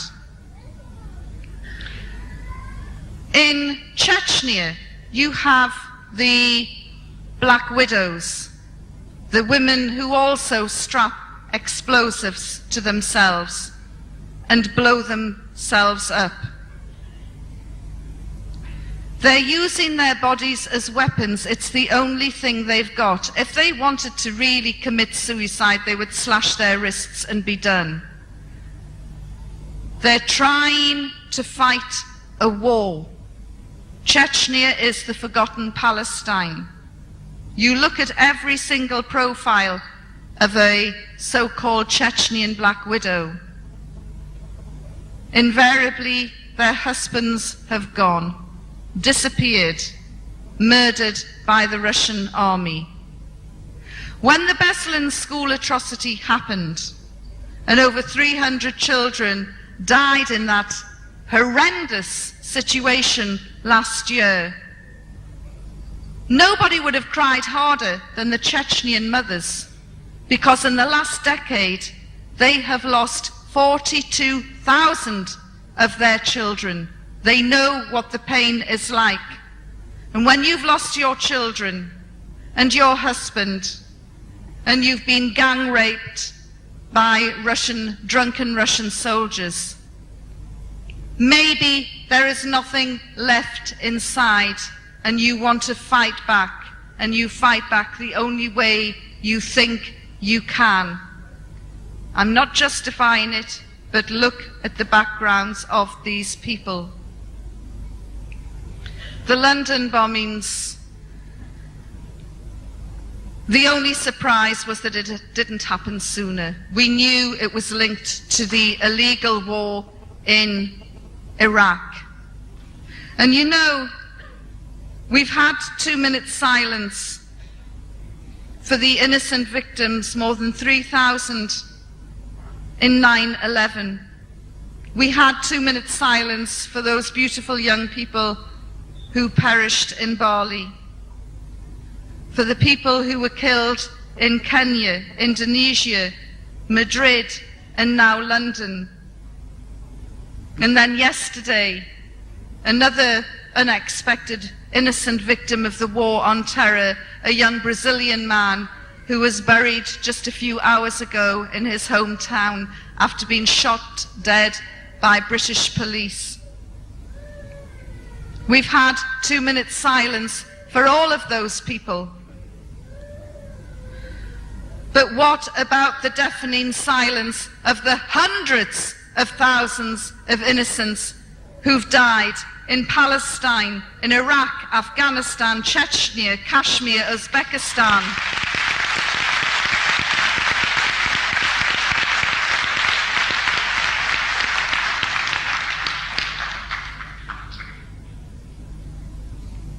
You know, it's when 9/11 happened, one of the things that was played over and over again, I remember, was one of the passengers from the plane who realized she was going to die.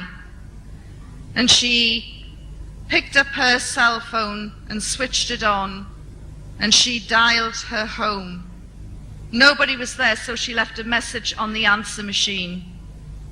And she left a message of love to her family. It was her final words on this earth, messages of peace and love to her family. And that message was played again and again, and it still brings tears to my eyes when I think of how helpless she must have felt, an innocent victim of 9/11.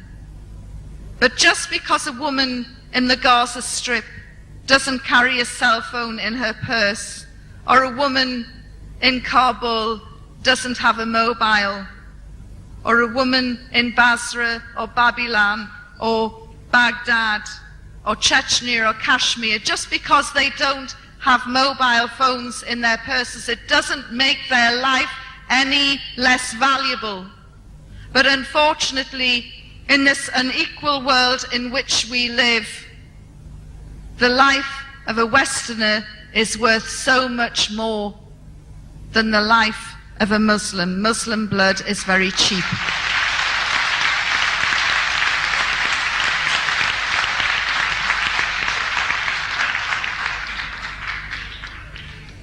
And where there is injustice, resistance is the only answer in any walk of life.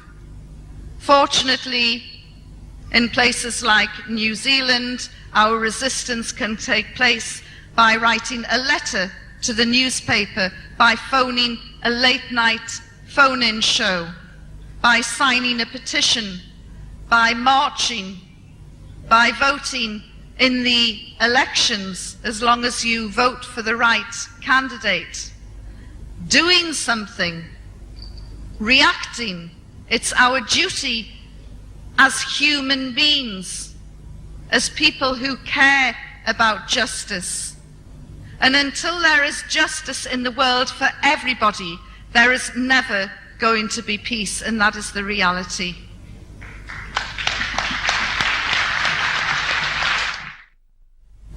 About yourself and in your relationship with a god or religion. It says in this newspaper article that you have a certain amount of disorder in your life in relation to cigarettes, alcohol and relationships. I just wonder why you have to embrace a religion, any religion, in order to get some sort of order back into your life. Thank you. I didn't. When I was, I worked hard and I played hard. And because I worked hard and I played hard, it had a knock-on effect, and I had a disastrous private life. But that was while I was a Christian, you know, the twice a month practicing Christian. I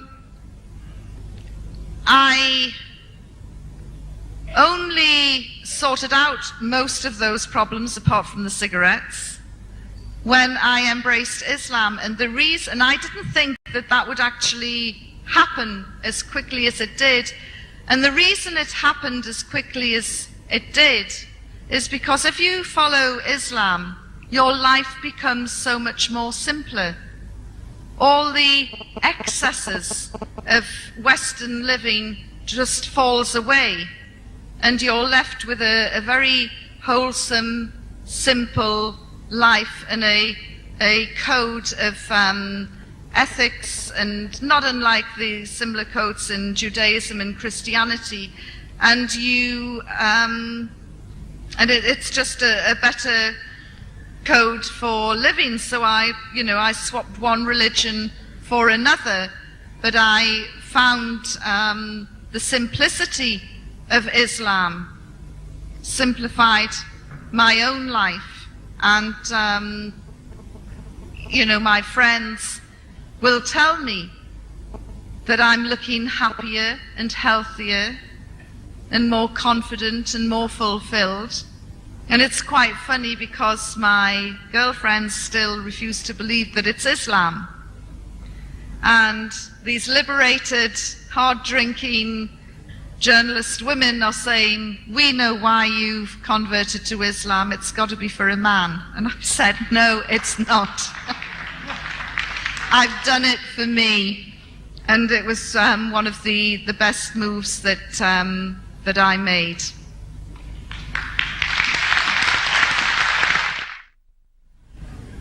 Was Islam hard for you to learn? Islam is it's a challenge, and each day we meet that challenge full of optimism, and we try and evolve and develop and strive towards being a perfect Muslim. I am a long, long way from that, but I am striving and trying every day, and I will get there, inshallah. So make dua for me. Thank you, my girl.